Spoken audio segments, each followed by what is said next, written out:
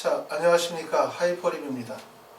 자, 2022학년도부터 이제 약학대학이 선발을 하게 되어지는데, 최근에 이제 충남대를 포함을 해서 전체 약학대학이 37개 대학인데, 그 중에 35개 대학이 2022학년도부터 약학대학을 선발하기로 확정이 되어졌고, 현재까지는 모집 인원은 1,523명.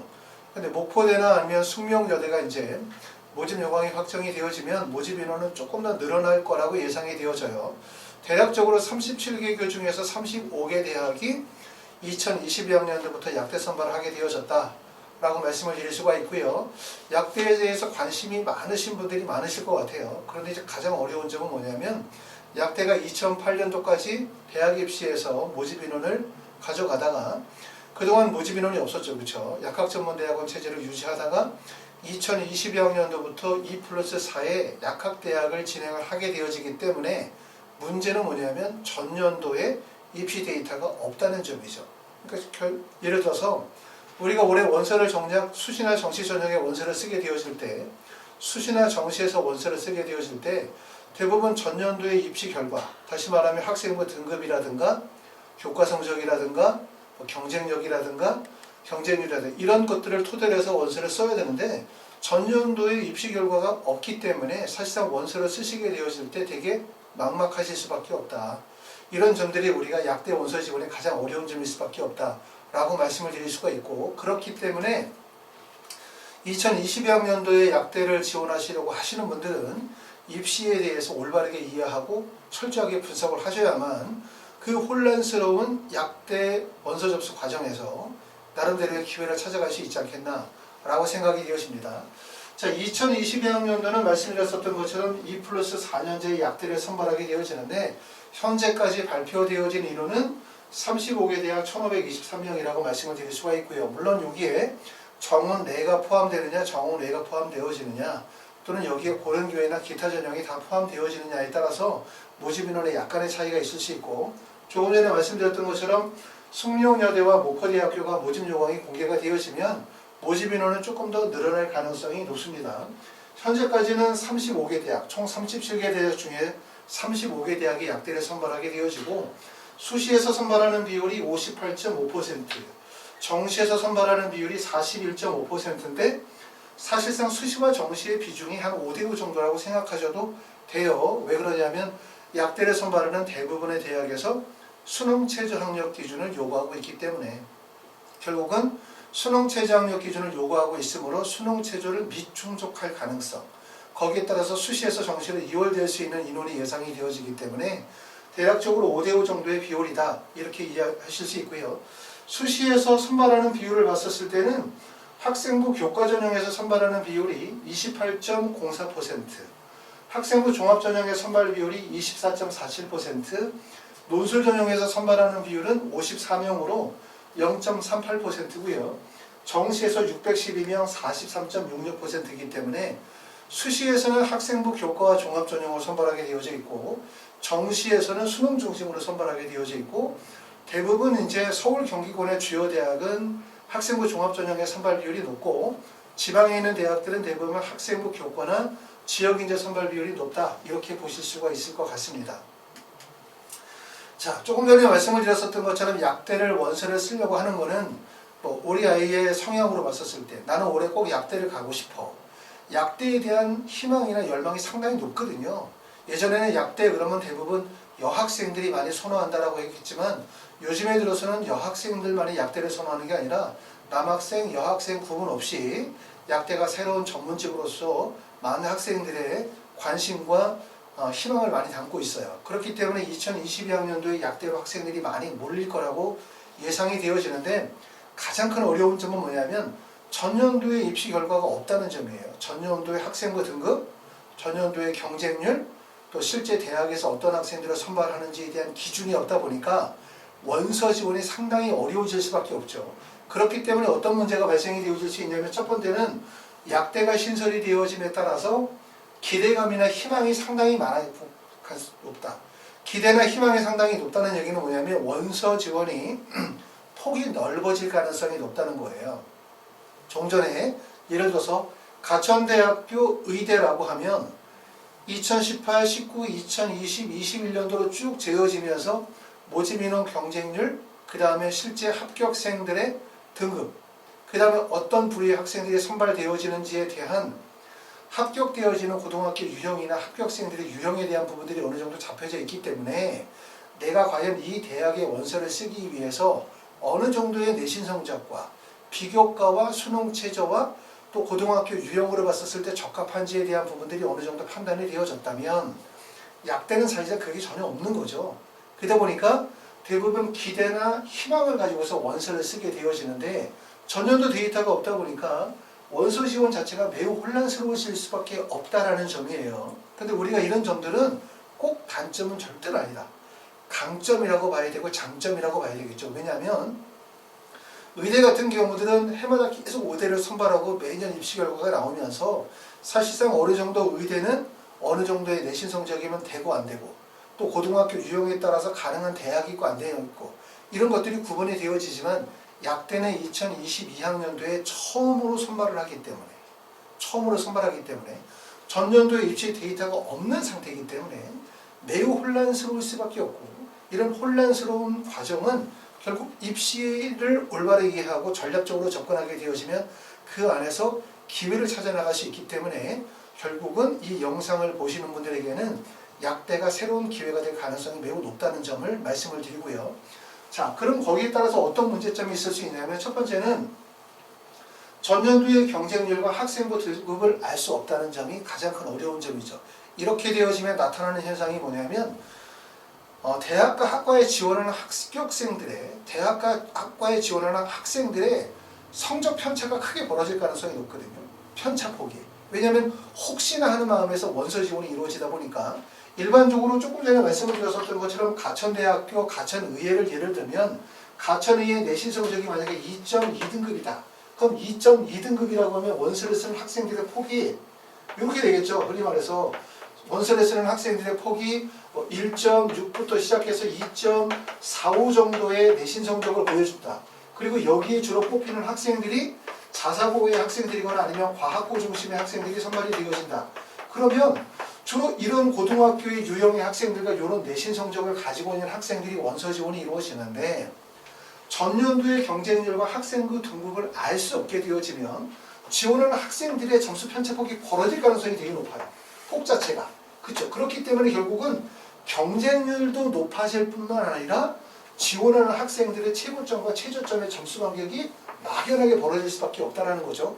이게 이제 한 해가 지나고 난 다음에 2023년도가 되어지면 2022학년도의 입시 결과를 반영하여 조정되는 과정이 올 거고 2024 정도 되어지면 대학 전형 특징들이 뚜렷해지긴 할 텐데 2022학년도에는 그런 점들이 되게 어렵다는 거죠. 그렇기 때문에 결국은 원서 지원하는 학생들의 점수 편차폭도 벌어지고 그 다음에 지원하는 학생들의 성향도 정리가 되어지지 않은 상태가 되겠죠. 매우 혼란스러울 수밖에 없다라는 거예요. 그런데 꼭 그렇지만은 않아. 그리고 올바르게 입시를 이해하시는 분들은 제가 최근에 이제 의과대학에 대한 부분에서 2019년도, 20년도 입시 결과가 2022학년도 전형 분석에 대한 부분들이 1강, 2강, 3강, 4강, 5부까지 지금 촬영을 했는데 그 내용을 꼭 반드시 보실 필요가 있어요. 그러니까 무슨 말이냐면 약대의 원서를 쓰시는 분들이 볼 때 전년도에 입시 결과가 없기 때문에 매우 혼란스럽고 어디다 어떻게 원서를 써야 될지 잘 모르겠다 라고 하시지만 사실상 제가 말씀드렸었던 것처럼 전년도의 의대 입시 경향과 전형의 변화들을 분석한 내용을 보시게 되어지면 크게 도움이 되실 수 있다. 왜 그러냐 하면 약대가 올해 신설이 되어진 것처럼 보이지만 의대와 전혀 다르잖아요. 의대와 전혀 다르지 않는다는 얘기 뭐냐면 예를 들어서 연세대학교 활동 우수형이라는 전형이 있다고 하면 그 전형에서 의대도 선발하고 치대도 선발하고 약대도 선발하는 거죠.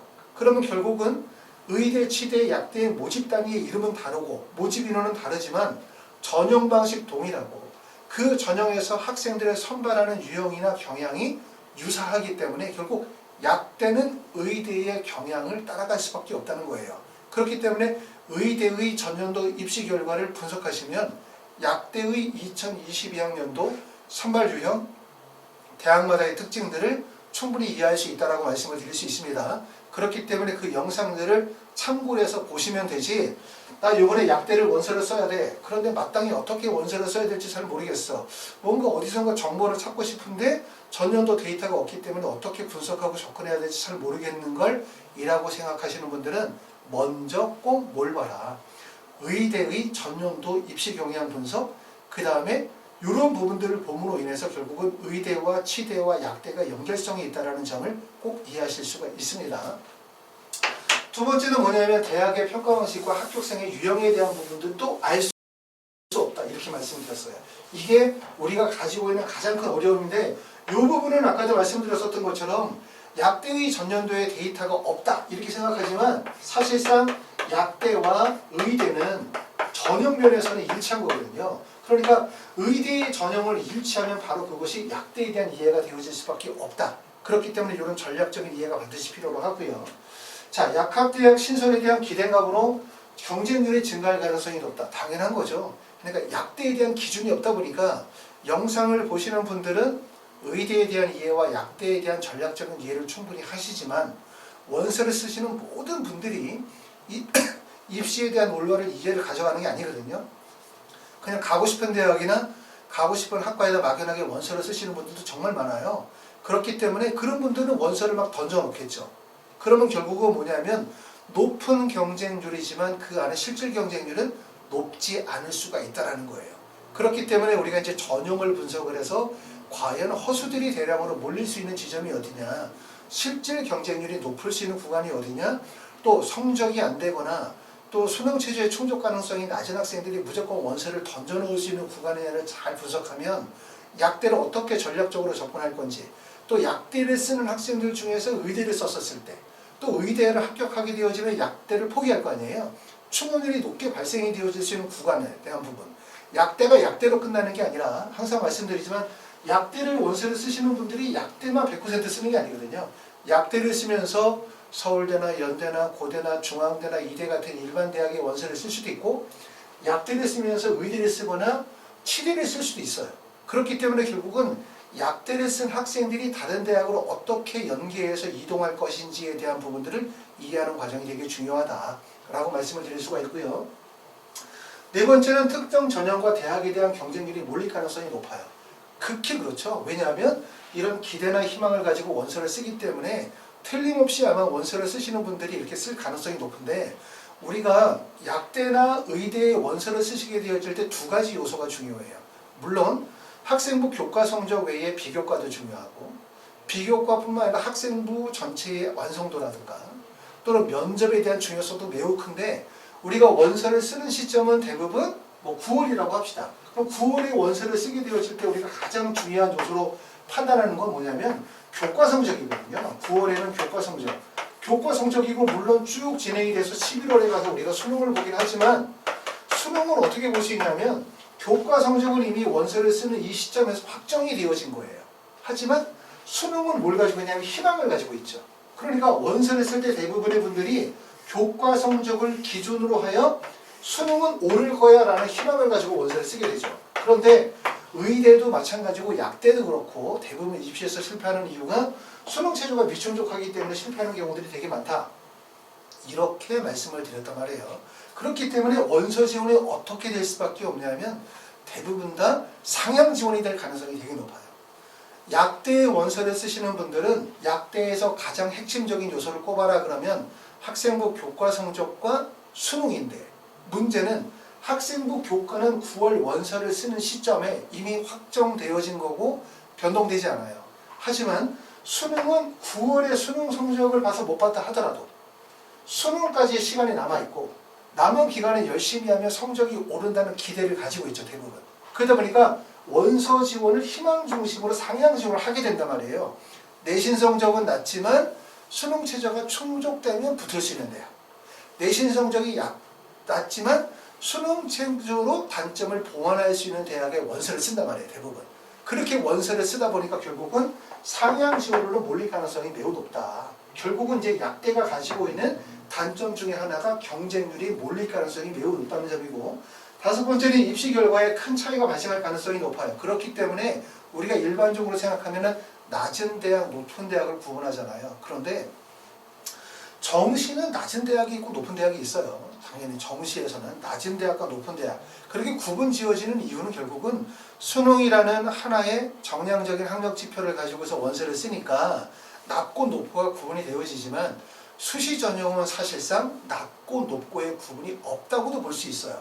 그쵸? 그렇기 때문에 우리가 보통 수시 원서 쓰고 나면 서울대 하나만 붙고 나머지 다 떨어지는 경우들도 많고 상위대학 붙고 나머지 다 떨어지는 경우가 많아요. 우리가 정상적으로 볼 때 대학에 서열이 있다면 위에 대학 붙으면 아래 대학 다 붙어야 되는 거죠. 그렇죠? 근데 그렇게 안 된다는 얘기예요. 그래서 원서 지원이 혼란스러워질 가능성이 높아요. 상위 대학과 하위 대학의 구분이 없어질 가능성이 높겠죠. 왜 그러냐 하면 아까 말씀드렸던 것처럼 약대는 전년도의 입시 결과가 없다는 거예요. 데이터가 없다는 점. 두 번째, 그러면서 대부분의 분들이 원서를 쓸 때는 기대나 희망 중심으로 원서를 쓸 가능성이 매우 높다는 점. 그리고 의대에 비해서 약대의 원서를 쓰시는 분들이 입시에 대한 이해가 부족할 거예요. 틀림없이. 왜냐하면 상위 대학으로 갈수록 학생이나 학부모님들이 입시에 대한 이해가 커요. 하지만 대학이 낮아지면 낮아질수록 입시에 대한 이해가 적어질 수밖에 없거든요. 그러면 의대의 원서를 쓰시는 분보다 약대를 쓰시는 분들이 입시에 대한 이해가 부족한 분 되실 거고, 그리고 그 과정에서도 내신 성적도 안 되고 수능 성적도 안 되지만 약대 한번 써보고 싶어라고 원서 쓰시는 분들이 상당히 많을 가능성이 높아요. 그렇기 때문에 입시가 매우 혼란스러울 가능성이 높다. 그렇기 때문에 우리는 달라야 된다. 우리가 이번에 입시를 되게 좋은 기회로 맞이할 수 있는데 그러기 위해서 우리가 준비해야 되는 게 조금 전에 말씀을 드렸었던 것처럼 약대에 대한 정보가 없다. 약대를 어떻게 원서를 써야 되지? 전년도 입시 결과가 없으니까 어떻게 원서를 써야 될지 잘 몰라. 먼저 뭐를 하시냐면 의대의 전년도 입시 결과, 경쟁률, 대학의 특징과 전형의 특징을 이해해 보세요. 그러면 의대의 전형, 한 대학의 하나의 전형에서 의대, 치대, 약대를 같이 선발하기 때문에 결국은 약대의 예상 점수와 합격생들의 경향에 대한 부분들을 다 판단하실 수가 있어요. 그렇죠? 그러고 난 다음에 이해하실 점은 뭐냐면 입시에 대해서 이해가 부족하신 분들, 또 기대나 희망을 가지고서 상향 중심으로 원서를 치시는 분들이 주로 어느 구간에 몰릴지에 대한 부분을 예상하게 되어지고, 또 의대를 쓰는 분들이 약대를 쓰고 약대를 쓰는 부분이 치대를 쓰기 때문에 결국 의학계열은 서로 섞일 가능성이 높기 때문에 약대 중에서 결국은 충원일이 발생이 되어지면서 구간 간의 점수 편차폭이 벌어질 수 있는 구간이 어디냐, 이런 것까지 접근하시는 거죠. 하나씩.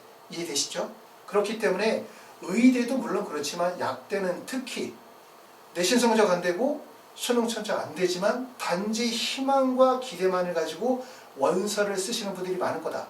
그 사람들도 마찬가지로 경쟁률에는 한 명으로 잡히기 때문에 실제 경쟁률의 숫자를 봤을 때는 되게 높은 경쟁률로 보여질 수 있지만 실질 경쟁률은 그렇게 높지 않은 구간들이 반드시 발생이 되어질 가능성이 높아요. 그렇기 때문에 우리가 약대를 전략적으로 잘 접근하시면 이해가 커질 거고 그 안에서 기회를 찾을 거라고 생각이 되어집니다. 자, 일단은 모집 대학과 모집 인원에 대한 부분들을 한번 쭉 보도록 할게요. 지금 서울 지역에 있는 학교들 중에서는 서울대, 연세대, 성균관대, 중앙대, 경희대, 이화여대, 동국대, 덕성여대, 동덕여대, 삼육대인데 물론 지금 보시는 것처럼 연세대학교도 사실은 연세대학교 약대가 서울에 있는 건 아니죠. 그렇죠? 인천 송도에 있는 거고, 그 다음에 성균관대학교도 마찬가지로 서울은 아니겠죠. 수원에 있겠죠. 자연계 캠퍼스가 거기 있지만, 하지만 이런 대학들은 서울에 있는 대학으로 분류하게 될 거고, 아주대, 가천대, 카톨릭대, 차이과대학교, 한양대, 에리카, 여기까지가 이제 서울 경기권의 학교들인데 보시는 것처럼 대부분의 약대의 선호도가 서울의 경기권 주요 대학으로 확 몰릴 가능성이 되게 높아요. 왜냐하면 아직까지도 약대가 얼마나 높은 정도의 학력 수준을 요구하고 있는지에 대한 판단을 잘 못하시는 분들이 계시기 때문에 우리가 약대를 단지 그냥 일반 대학보다 조금 높은 대학이라고 판단하시면 안 돼요. 제가 전에 영상으로도 올려드렸지만 약대의 2008년도의 정시 입시 결과나 또는 수시에서의 입시 결과를 보게 되어지면 서울대학교에서 의대, 치대 다음으로 약대라고 보시면 돼요. 약대의 웬만한 대학들이 서울대학교 일반 학과보다 상당히 높을 가능성이 높다. 물론 지방에 있는 지역인재 전형의 몇몇 대학들은 서울의 상위권 대학보다 약간 낮거나 상위권 대학에 미치는 정도이겠지만 약대가 주요 대학 같은 경우들은 서울대학교 일반과보다 높을 정도의 아주 높은 스펙을 요구할 가능성이 높다는 점, 그 점을 알아두시고 대부분 약대는 선호도가 서울 경기권의 주요 대학으로 몰릴 가능성이 높아요. 대표적으로 서울대, 연세대, 성균관대, 중앙대, 경희대, 이화여대 여기 대학, 그 다음에 지금 보시면 아주대, 가천대, 카톨릭대학교 이 정도 대학에 집중적으로 몰릴 가능성이 상당히 높다. 이렇게 보실 수 있을 것 같고요. 충북 지역에서는 충북대학교가 약학과 제약을 해서 선발하고 고려대 세종, 단국대학교 천안, 그 다음에 충남대학교 50명을 선발을 합니다. 자, 그 다음에 경북대학교에서는 수시에서 28명, 정시에서 5명에서 33명을 선발하고 경상대, 경성대, 계명대, 대구카톨릭대, 영남대, 인제대, 순천대, 우석대, 원광대, 전남대, 전북대, 조선대, 제주대이기 때문에 지금 보시는 것처럼 35개 대학이 대부분 다 의과대학에서 선발을 하는 대학들이 선발하는 거예요. 그렇기 때문에 어떻게 보면 약대는 의과대학의 약간 마이너리그, 예를 들어서 의대를 메이저리그라고 하면 약대를 의대의 마이너리그 정도로 생각하시면 되거든요. 그렇기 때문에 거의 의대의 혈통을 그대로 이어받아 갈 거예요. 실제 대학에서 선발하는 전형 방식이라든가 선발하는 고등학교 유형이라든가 선발하는 평가 방식이라든가 실제 합격생들의 유형이나 이런 부분들이 대부분 닮아가기 때문에 말씀드렸었던 것처럼 의대의 입시를 이해하시면 약대의 입시를 이해하실 수가 있어요. 자, 전형 모집 인원을 보게 되어지면 대학들을 보게 되어지면 서울권의 학교들을 지금 보시는 것처럼 그냥 간단하게 보면 대부분 학생부 종합전형의 선발 비율이 많다는 점을 알 수 있습니다. 학생부 교과전형보다는 학생부 종합전형의 선발 비율이 많고 그 다음에 이제 수능 중심의 선발 비율을 많이 가져가고 있다. 이렇게 볼 수 있고 서울대, 연세대, 성균관대, 중앙대, 경희대, 이화여대까지 보게 되어지면 대부분 학종 선발 비율이죠. 그렇죠? 연세대학교 학생부 교과 추천이라든가 중앙대학교 학생부 교과를 뺀 나머지는 교과 전형이 없습니다. 자, 그리고 이제 경기권이나 충청권의 학교를 보게 되어지면 카톨릭대, 아주대, 가천대, 한양대, 에리카, 차이과대학인데 주로 카톨릭대, 아주대, 가천대 같은 경우에 학종 비율이 높고요. 여기는 학종과 교과 선발 비율이 있고 지방으로 가게 되어지면 이제 여기 보시는 것처럼 4사에서 4나 3이 지역인재 전형이거든요. 대부분 지방에 있는 대학은 지역인재 전형에 기반을 둔 학생부 교과라고 보시면 돼요. 경북대, 경상대, 경성대, 그 다음에 경영대, 대구카톨릭대, 영남대학교, 인제대를 보면 보시는 것처럼 학종 선발 비율이 사실 별로 없죠. 대부분 다 학생부 교과, 지역인재 선발 비율을 많이 가져가고 있다고 볼 수 있고 경북대학교만 학생부 종합전형에서 15명을 선발을 해요. 경북대학교 학생부 종합전형은 대부분 이제 자사고나 과학고, 영재고 학생들에게 조금 더 유리한 전형이라고 이렇게 말씀을 드릴 수가 있습니다. 자, 전남대부터 시작해서 제주대까지 보시게 되어지면 보시는 것처럼 학종 선발 비율은 대부분 없고 지금 보시는 것처럼 학생부 교과와 지역인재 선발 전형의 비율들이 있다. 이렇게 보시면 됩니다. 자, 대학에서 우리가 이제 약대를 가려고 하면 제일 중요한 부분들은 첫 번째, 항상 말씀드리지만 종합적인 평가가 필요하거든요. 그러니까 뭐 예를 들어서 약대를 어느 정도의 내신 성적이면 붙을 수 있어 이렇게 생각하지 마시고 종합적인 평가가 필요해요. 첫 번째는 뭐가 필요하냐면 학생이 가지고 있는 학생부 교과 성적이 어느 정도 되는지를 중요하겠죠. 교과 성적. 그 다음에 두 번째는 비교과 활동의 우수성. 그렇죠? 이거고 이게 교과 성적과 비교과가 합쳐져서 이게 학생부의 우수성으로 연결이 되겠죠. 학생부. 그 다음에 세 번째는 수능 최저가 당연히 제일 중요한 요소고요. 그 다음에 네 번째는 뭐가 중요하냐면 결국은 뭐냐면 학교 프로파일이 되게 중요해요. 학교 프로파일. 물론 이제 학교 프로파일이라고 하는 말은 뭐라고 쓰냐면 학업적 환경이라고 볼 수 있어요. 학업 환경. 학생이 가지고 있는 학업 환경이 우리가 이제 고교 서열화의 완화라든가, 그렇죠? 또는 학생부 종합전형의 투명성이라든가, 자사고 특목고의 폐지라든가, 블라인드 서류 면접이라든가 이런 걸 통해 가지고 예전보다 고교관의 서열화가 완화가 되어졌다. 옛날에 우리가 자사고나 과학고나 영재고나 학교 이름만으로 상위권 대학을 갔어요. 하지만 점차적으로 뭐냐면 이렇게 고교관의 서열화가 완화가 되어지면서 어찌 보면은 일반계 고등학교 학생들에게는 조금 더 유리한, 자사고나 과학고 학생들에게 조금 더 불리한 상황이 되었다라고 생각할 수 있지만 꼭 그렇게 말씀을 드릴 수는 없어요. 블라인드 서류평가, 블라인드 면접이라는 게 자사고나 과학고, 영재고 학생들에게도 좀 더 유리한 상황이 될 수 있거든요. 단지 누가 유리해졌다, 누가 불리했다가 아니라 명심할 거는 뭐냐면 입시가 변화되고 있다. 따라서 입시에 대한 연구와 이해가 반드시 필요하다.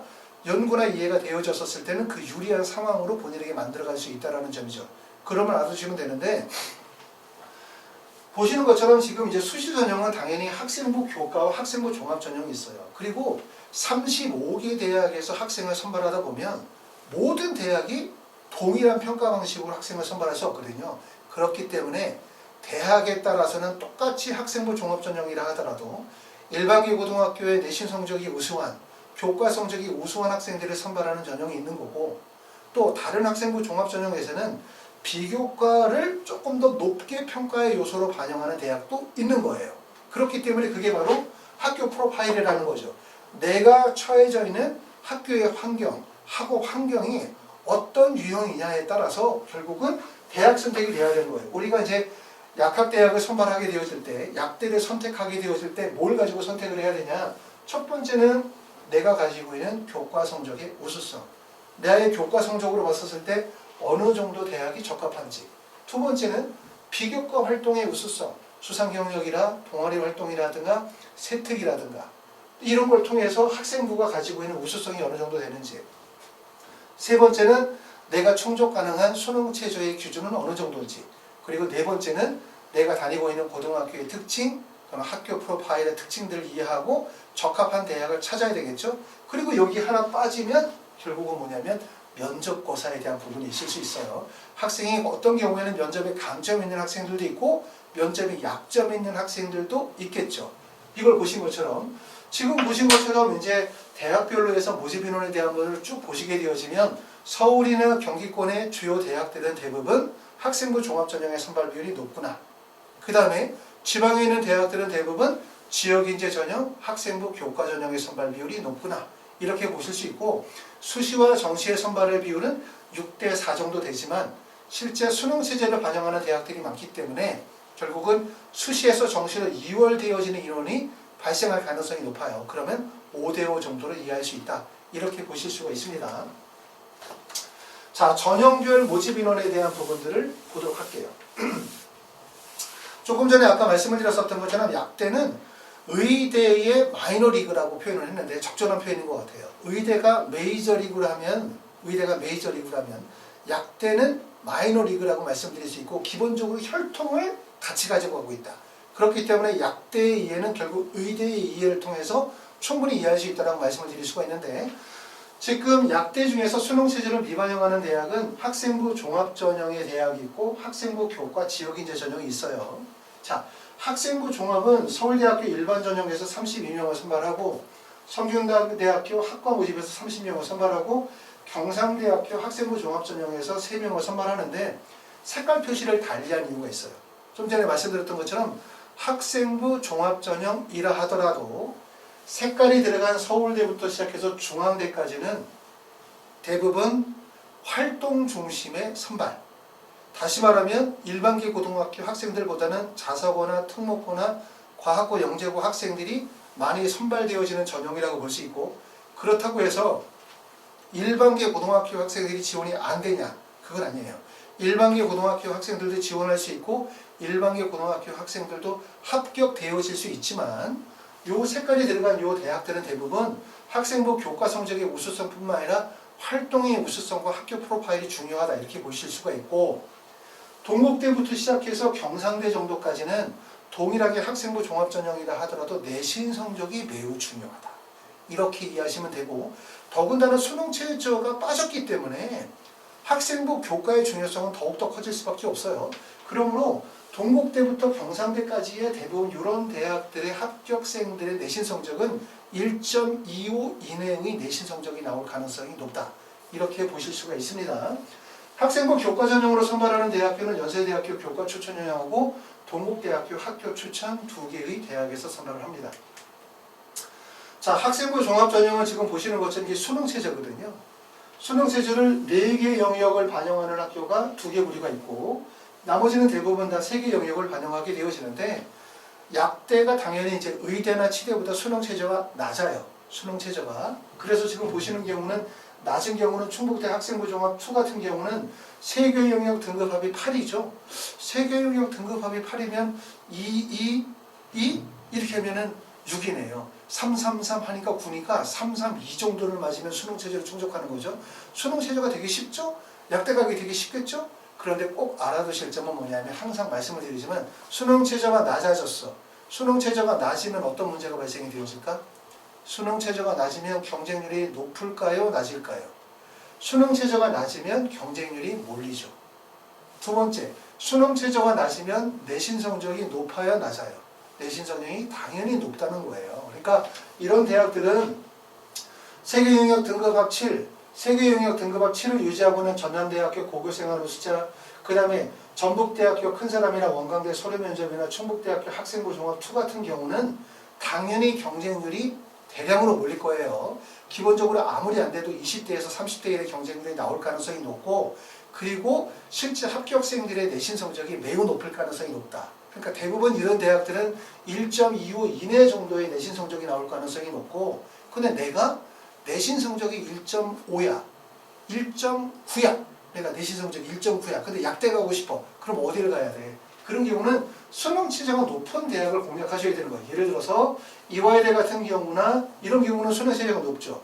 4개 영역 등급합이 5 이런 경우나, 아니면 지금 보시는 것처럼 3개 영역 등급합 3을 반영하는 가천대학교 같은데, 그쵸? 가천대학교 이런 학교들은 수능 최저가 상당히 높거든요. 그러면 결국은 수능 최저를 미충족할 가능성이 상당히 높다.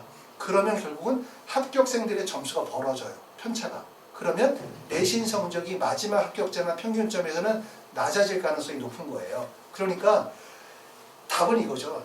내신도 안 좋고 수능 최저도 안 되는데 약대를 가고 싶어. 방법이 없습니다. 둘 중에 하나가 좋아야 돼요. 내신이 좋거나 수능 최저가 좋거나. 아시죠? 그래야만 내신이 만약에 좋아. 그런데 나는 수능이 안 돼. 그러면 어디를 가야 되냐면 아래쪽으로 가면 되는 거고, 반대로 나는 내신은 되게 좋아. 그런데 내신은 되게 좋은데 수능 최저가 안 돼. 그럼 아래쪽 대학이겠죠. 반대로 그런데 나는 수능 최저는 충분히 가능한데 내신이 안 좋아. 그럼 상위 대학으로 올라가게 되는 거예요. 이시죠? 그렇게 이해하시면 될 것 같고, 색깔이 표시가 되어진 학교들은 어떻게 분류할 수 있냐면 교과 성적보다는 지금 보시는 게 학생부 종합전형이죠. 일반기 고등학교보다는 자사고나 특목고 쪽 학생들, 과학고 학생들에게 좀 더 유리한 대학이라고 말씀을 드릴 수 있고, 아까도 말씀드렸지만 그렇다고 해서 가천대학교 의예과나 경희대학교 네온나사스 전형이 일반계 고등학교 학생들이 지원을 못하느냐? 절대로 그렇지 않다. 하지만 대학에서 실제 선발하는 유형들을 보게 되어지면 활동 역량이 강조가 되어지는 선발 방식을 가지고 있다. 이렇게 말씀을 드리고 있는 거고요.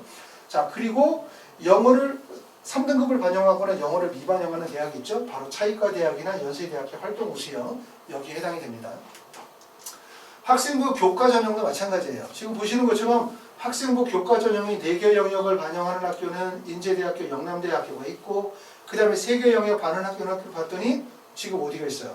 3개 영역 등급합이 7을 반영하는 학교가 중앙대학교 학생부 교과, 충북대 학생부 교과, 그 다음에 제주대학교 일반 전형이 3개 영역 등급합 7이죠. 아까도 말씀을 드렸었던 것처럼 수능 최저가 낮으면 수능 최저를 충족할 가능성이 높으니까 약학대학에 적합하고 붙을 수 있다고 생각해요. 하지만 그렇지 않다는 거예요. 수능 최저가 낮으면 경쟁률이 높아진다. 경쟁률 높아지면 내신 성적 엄청 높아진다.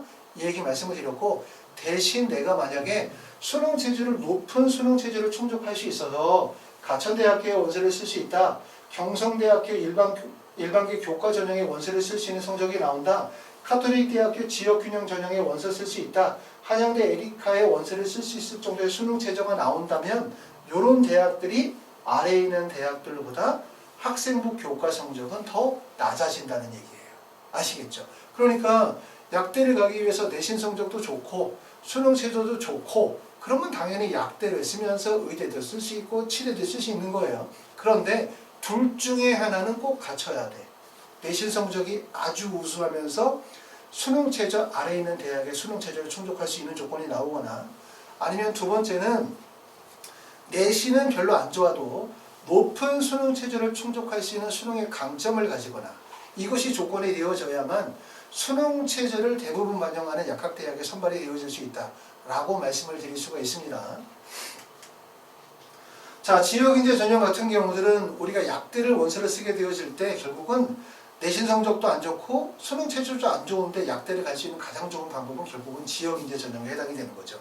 그렇죠? 지역인재 전형은 보시는 것처럼 경북이나 경남이나 아니면 전남이나 전북 지역, 강원 지역에 해당되시는 분들 대부분 또 이런 지역의 충북 지역도 마찬가지고요. 이런 지역에 계시는 분들이 지역인재 전형에 해당이 되어지는데 지역인재 전형이 사실 그렇게 꼭 좋은 것만은 아니죠.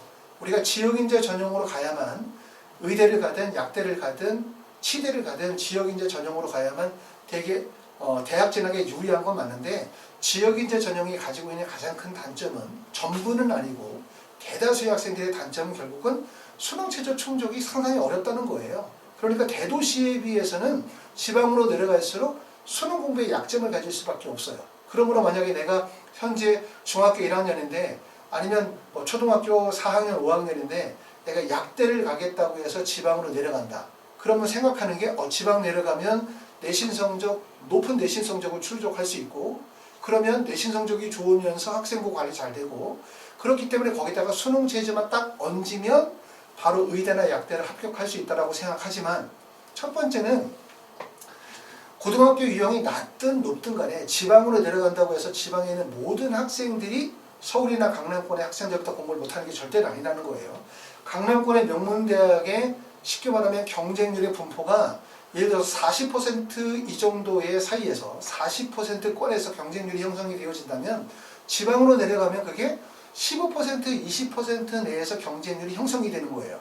경쟁률의 선택하는 범위는 좁지만 실제 그 15%, 20% 내로 들어가면 강남에 비해서 경쟁이 결코 낮지 않다는 거예요.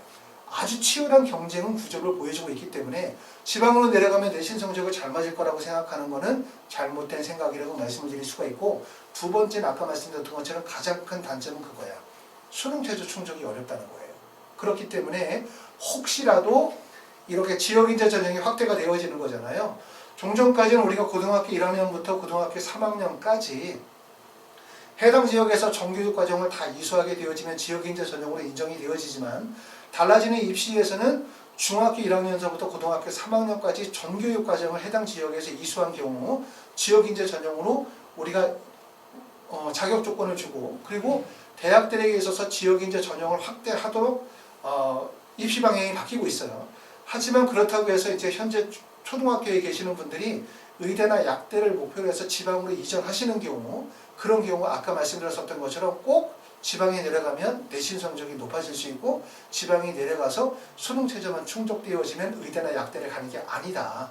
위험 요소가 상당히 많다라는 점을 이해하시면 될 것 같고 따라서 신중하게 고민하시면 되는데 말씀드리는 얘기는 결국은 뭐냐면 지역인재 전형이 학생부 교과 성적으로 봤었을 때 또는 경쟁률로 봤었을 때는 일반 전형의 학생부 교과나 학생부 종합전형보다 훨씬 쉬운 것처럼 보이죠. 왜냐하면 교과 성적도 일반 교과는 예를 들어 1.4로 약대를 가면 지역인재 전형으로 가면 뭐 1.78이 되는 거야. 학생부 교과의 일반은 경쟁률이 막 25대 1이면 지역인재 전형은 막 11대 1밖에 안 돼. 그러니까 경쟁률 생각하고 학생부 등급 생각하면 지역인재 전형으로 가면 되게 유리하다고 판단하지만 사실상 아까 말씀드렸던 것 수능 체제에 대한 부담이 상당히 큰 상태고 위험 요소가 많기 때문에 결코 지역인재 전형이 다 유리하다라고만 말할 수는 없다. 이렇게 말씀을 드릴 수 있습니다. 자, 약대의 수시 합격 커트라인이 어느 정도 되어지느냐. 이건 아까 설명드렸었던 얘기하고 유사한 것 같아요. 우리가 단지 교과 성적을 1.5, 1.37, 2.5, 2.14 이렇게 교과 성적으로 받아들이지 말고 뭘 보셔야 되냐면 첫 번째는 대학과 전형의 특징을 이해하실 필요가 있겠죠. 여기서 보시면은 자 단국대학교 DKU 전형이라는 전형은 학생부 종합전형이에요. 학생부 종합전형이고 여기에 나와 있는 결과는 7회를 중심으로 정하는 건데 단국대학교 DKU 전형은 2.57에서 2.14 정도의 학생부 교과 평균 성적이 나온다고 얘기하고 있고 그런데 지금 보시는 것처럼 어디냐면 똑같은 학생부 종합전형이라 하더라도 지금 뭐 경희대학교 네오르네상스 전형 같은 경우들은 2.1에서 2.19 정도의 학생부 등급이 나오고 있고, 부산대학교 학생부 종합전형 경우는 2.89에서 2.28 정도의 점수가 나오고 있는 거죠. 이런 점수들은 단지 대학을 학생부 교과 성적으로만 이해하지 말고, 대학을 결정하게 되었을 때 아까 말씀드렸던 뭘 봐야 되냐면, 첫 번째는 이 대학의 전형의 특징, 그리고 이 대학의 전형에서 주로 선발하는 고등학교의 유형, 또 합격생들의 유형이 무엇인지, 또 이 전형에서는 학생부 교과와 활동의 역량 중에 어디에 초점을 많이 두고 있는지를 이해하실 필요가 있어요. 그래서 말씀드렸었던 것처럼 약대가 2022학년도 올해 처음으로 선발하기 때문에 과연 어느 대학에 원서를 써야 될지, 어느 정도의 합격 예상 등급이 나올지, 또 어떤 유형의 학생들을 선발하게 되어질지 전혀 알 수가 없죠. 그렇죠? 그렇기 때문에 답답하다고 생각하실 수 있어요. 하지만 말씀드렸던 것처럼 약대는 결국은 의과대학의 입시 결과를 대부분 그대로 따라갈 가능성이 높다. 결국은 의대보다 다소 낮아진 형태에서 따라질 가능성이 높기 때문에 우리가 의과대학의 입시 결과를 보시면 입시를 이해하는 데 큰 도움이 될 수 있다 라고 말씀을 드렸습니다. 그걸 참고로 내용을 보시면 될 것 같습니다. 자, 그렇게 해서 이제 2022학년도 약학대학 입시 컨설팅에 대한 부분들을 설명을 드렸는데, 조금 전에 말씀드렸었던 것처럼 2022학년도 약학대학의 35개 대학 1523명이 선발하게 되어진다. 긍정적인 요소죠. 그런데 가장 큰 어려움은 뭐냐면 전년도의 입시 결과가 없다. 이거죠. 그렇기 때문에 많은 사람들이 기대와 희망을 가지고서 상향 지원을 할 거다. 왜 상향 지원을 할 거다? 우리가 7월이나 8월, 9월에 원서를 쓰는 시점에서는 단지 내신 성적만을 가지고 원서를 쓰게 되거든요. 그런데 내신 성적이 대학들마다 너무 차이가 나는 거야. 어떤 대학은 1.123 맞으면 붙을 것 같지만 어떤 대학은 2점대 초중반에도 붙을 수 있다고 하는 걸 가지고 있기 때문에 많은 분들이 8월, 9월에 원서를 쓰게 되어질 때 약대는 상향 중심으로, 희망 중심으로 원서를 쓸 가능성이 높기 때문에 경쟁률은 매우 높아질 거예요. 하지만 실제 경쟁률은 구간에 따라서 많은 차이가 있을 수밖에 없다는 거죠. 그렇기 때문에 우리가 입시를 이해하기 위해서 먼저 뭘 하시면 되냐면, 약대에 대한 자료를 아무리 찾아도 의미 없습니다. 지금은 뭘 이해하시냐면 의대, 치대를 이해해 보세요. 먼저 의대의, 치대의 전년도의 입시 결과, 전년도의 경향, 전년도 합격생들의 선발 경향에 대한 부분들을 전반적으로 의대, 치대를 이해하시게 되고, 의대와 치대를 이해하시게 되어지면 결국은 동일한 대학, 동일한 전형에서 의대도 뽑고 치대도 뽑고 약대를 뽑기 때문에 결국 약대가 어떤 정도의 합격생들이 어느 정도의 교과 성적을 보여지게 되어질지, 또 어떤 부류의 학생들을 선발하게 되어질지, 또 어떤 학생들이 원서 지원을 하게 될지에 대한 부분이 예측이 가능할 거라고 생각이 되어지거든요. 그래서 그걸 우리가 하나씩 보시면 되고, 아까도 말씀드렸던 것처럼 2019년도와 2020년도의 입시 결과, 그리고 2022학년도의 전형의 변화에 대해서 의과대학에서 제가 지금 정리를 하고 있습니다. 그래서 지금 1부부터 시작해서 5부까지 해서 서울, 그 다음에 경기 지역, 강원 지역, 그 다음에 충청 지역, 그 다음에 이제 경상도, 경북이나 아니면은 경북이나 대구 지역까지 정리했고요. 다음 시간에는 경남, 부산 지역 정리하고 제주도까지 정리하겠죠. 여기까지 정리하고 나면 이제 다음에는 전북, 전남 지역으로 가고, 그거 끝나고 나면 그 다음에 이제 치대에 대해서 정리를 하게 되어질 거예요. 그거를 저거 하나씩 같이 배워가면서 이해하다 보면 결국은 약대에 대한 구간의 이해, 실제 어느 정도의 성적대에서 원서 지원이 가능할지에 대한 부분이 예상이 되어질 거예요. 그 다음에 우리가 이해할 부분은 뭐냐면, 입시를 잘 모르시는 분들이 과연 어떤 구간에 원서 지원을 던질 것이냐, 이런 부분에 대한 구간의 이해, 또 충원율이 어디에서 얼만큼 발생이 되어질 것인지에 대한 입시의 예측, 이런 부분들을 하실 필요가 있다는 점, 그리고 모두가 공감하시지만 결국 대학 입시는 원서 지원이 수시에서 6회죠. 6회의 원서 지원, 다시 말해서 원서 지원의 횟수 제한이 있다고 하는 것은 고득점자도 실패할 가능성이 있다는 거예요. 그러므로 결국은 입시를 성공으로 이끌어가는 것은 단지 열심히 공부하는 것만으로 성공할 수 없고, 열심히 공부하는 것 플러스 입시에 대한 전략, 이게 반드시 필요하다는 점을 말씀을 드릴 수가 있습니다. 감사합니다.